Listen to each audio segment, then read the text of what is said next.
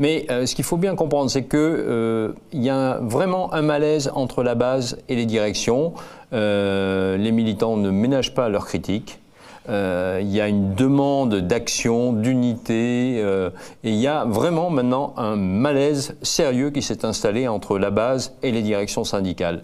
Alors, on va écouter les différents sonores. Ce qu'il faut savoir, vous allez voir, il y a un premier interlocuteur qui fait référence à une manifestation qui s'est tenue hier à Paris, où il y avait d'un côté un cortège des cheminots et de l'autre un cortège des étudiants, les seconds voulant rejoindre les premiers, et apparemment, tout a été fait pour que jamais sur le terrain, les deux cortèges ne puissent se retrouver. Et ça a choqué, scandalisé un certain nombre de militants. Ils ne comprennent pas, ils attendent des explications et ils souhaitent que cela ne se reproduise pas.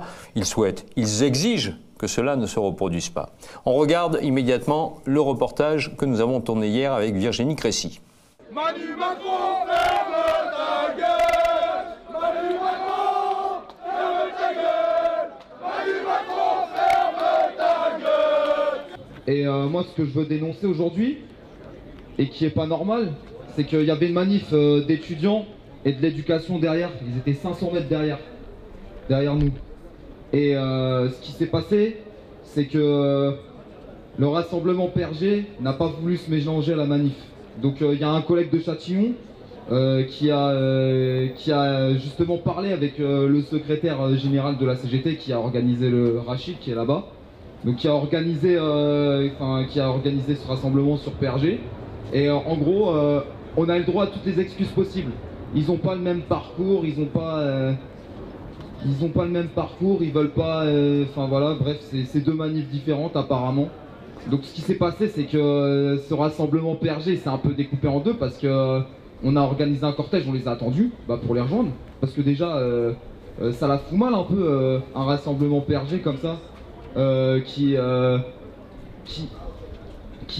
rassemble, qui prône le rassemblement, la convergence des luttes. On les entend devant avec les étudiants, avec l'éducation, avec les hospitaliers, mais ils veulent pas se mélanger. Donc moi, je tiens à dire une chose, faut qu'on tombe le masque. C'est une escroquerie, moi je le dis, c'est une escroquerie. Moi ça me m'écoeure, ça me dégoûte. Je pense que là, ça se voit quand même quand je prends la parole, ça me dégoûte. Ce qui s'est passé là, c'est dégueulasse. Donc nous, en tout cas Châtillon, on a décidé de se mélanger avec l'éducation, les étudiants et tout. Et on a terminé comme ça, quand on est arrivé à la plage Jouffre comme ça. Donc ils étaient contents de voir qu'on les a rejoints. Et surtout, un autre truc, ils se demandaient qu'est-ce qui se passait devant, pourquoi les cheminots les attendaient pas.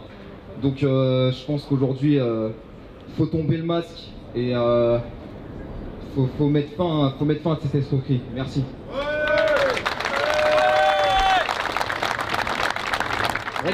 Nous, ce qu'on dit à nos fédérations, c'est que la dette, nous, on s'en branle. La dette, on en a rien à foutre. La dette, c'est une dette d'État. Donc c'est au gouvernement de reprendre cette putain de dette et c'est pas aux cheminots. Donc maintenant, c'est normal que dans les négociations actuelles, on parle de cette dette parce que la situation concernant la dette, elle n'est pas acceptable.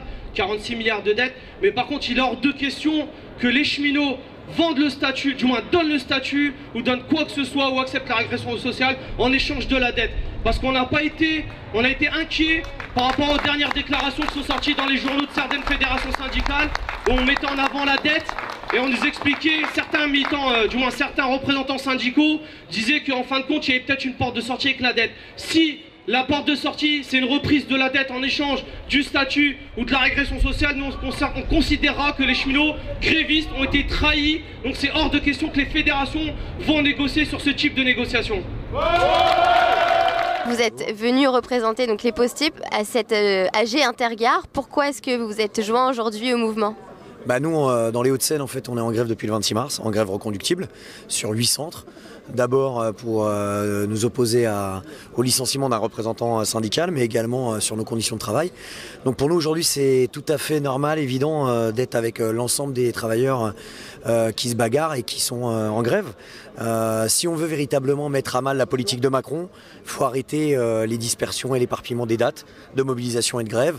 On a là des grèves le 1er mai, on a eu le 3 mai, avec aujourd'hui quand même, comble du ridicule, on avait les cheminots d'un côté, l'éducation de l'autre, les finances publiques de l'autre. Le 5, c'est François Ruffin et Lordon qui nous appellent à manifester. Il va y avoir un nouveau temps fort chez les cheminots le 14, puis un nouveau temps fort dans la fonction publique le 22 et peut-être une nouvelle montée nationale le 26 mai. On sait très bien que c'est pas comme ça qu'on a gagné dans notre camp.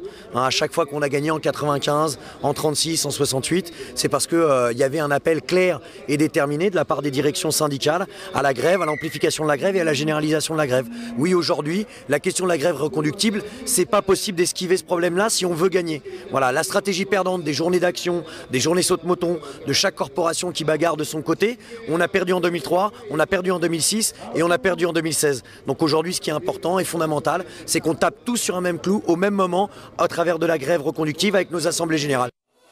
Alors, on a choisi de passer ces reportages en longueur parce qu'ils traduisent un véritable malaise.